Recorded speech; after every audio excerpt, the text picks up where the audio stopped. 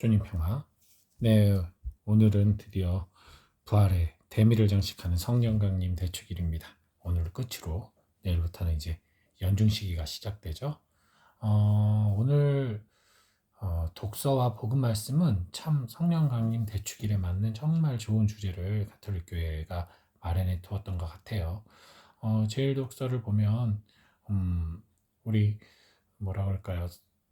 사도들이 성령의 그 불효 모양의 성령을 맞아들이면서 때마침 그 이스라엘의 예루살렘에 모여있던 전 세계 사람들, 전 세계 출신 유대인들이라고 해야 될까요? 뭐 외국인도 섞여 있겠죠. 그들이 다 알아듣는 언어로 말을 했다고 합니다.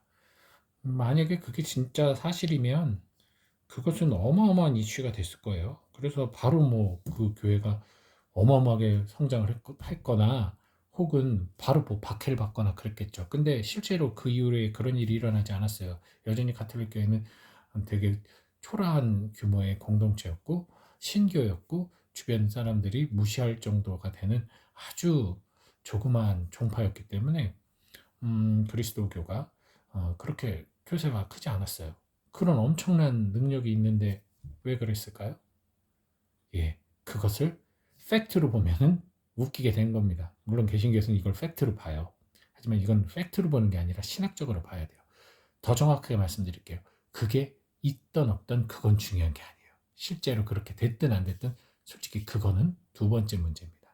근데 이거를 자꾸만 앞에다 가져다 두면 우리는 계속 기적주의자가 될 수밖에 없어요. 그런 놀라운 일들이 있어야만 하느님의 영광을 찬미한다는 거죠. 일상 속에서 하느님을 찬미할 수가 없게 돼요. 그렇게 되면 점점점 일상에 반복되는 그런 지루하고 때로는 고통과 여러 가지 역경이 있는 이런 일상 속에서 하느님을 발견하지 못한다면 늘 뭔가 나를 채워주고 나를 더 낫게 해주고 뭔가 나에게 득이 되는 것만 이루어주는 하느님을 바란다면 우리는 하느님을 사랑할 수가 없습니다.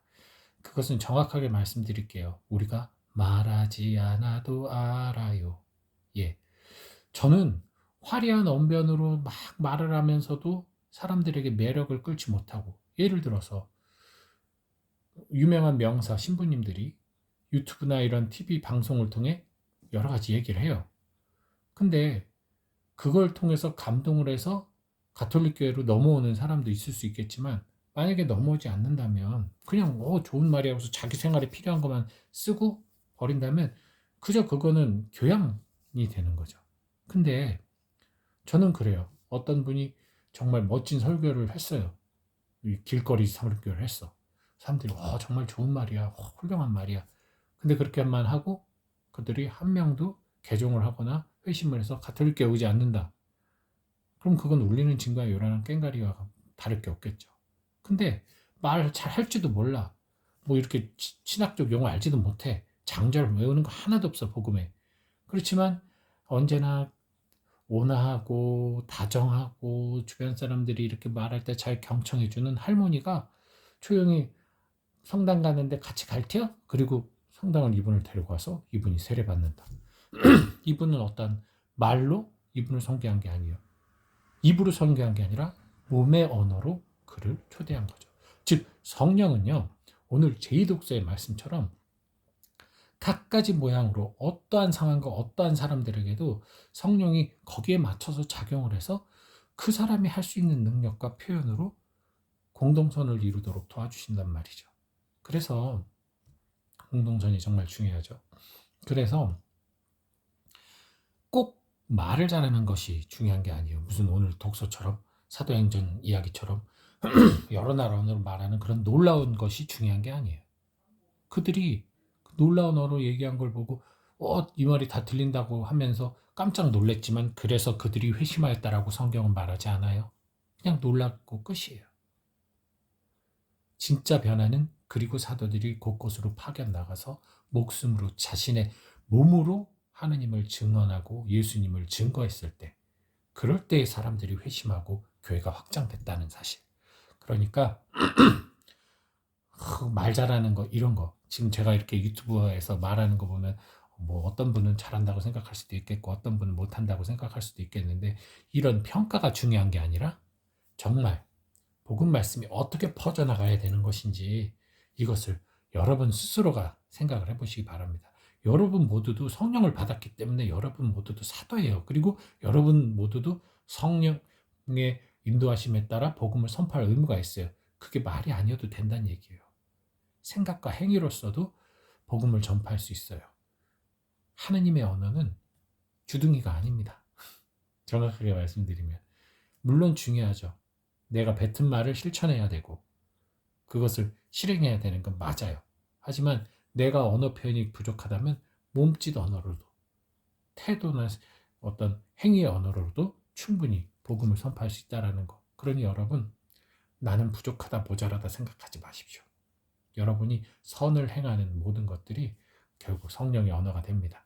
또 한 가지, 이 독서를 통해 우리가 깨달아야 되는 거. 우리 교회 안에는 분명히 서로 성격이 맞지 않고 그래서 갈등을 일으키는 그런 단체나 개개인이 있습니다. 그리고 내가 볼 때 정말 악한 사람도 교회 안에 있을 수 있어요. 근데 우리가 하나일 수 있는 이유는 하나예요. 같은 전례 안에서 같은 믿음으로 같은 주님을 받아 모시기 때문에 우리가 하나가 될 수 있는 거예요.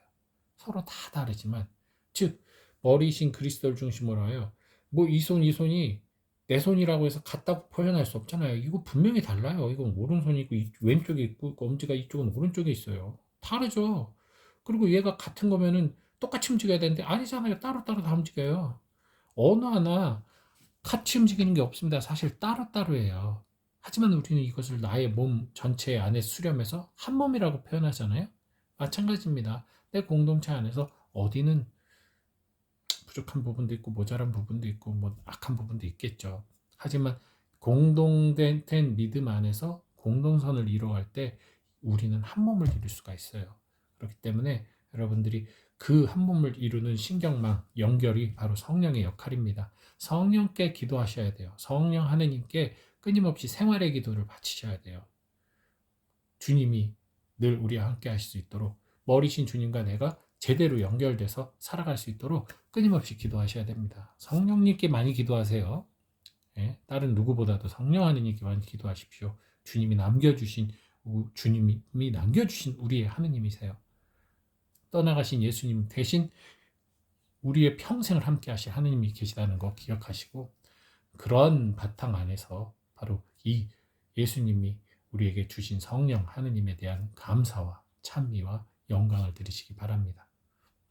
성령송가 여러분 아시죠? 저희는 매일 바치기 때문에 외우고 있는데 그 성령송가의 그 함축된 내용을 한번 읽어보시는 것도 여러분들에게 권합니다. 어쨌든 오늘 성령 강림 대축에 여러분을 강복하며 여러분들 오늘 축복된 하루 되시길 또 기도합니다. 주님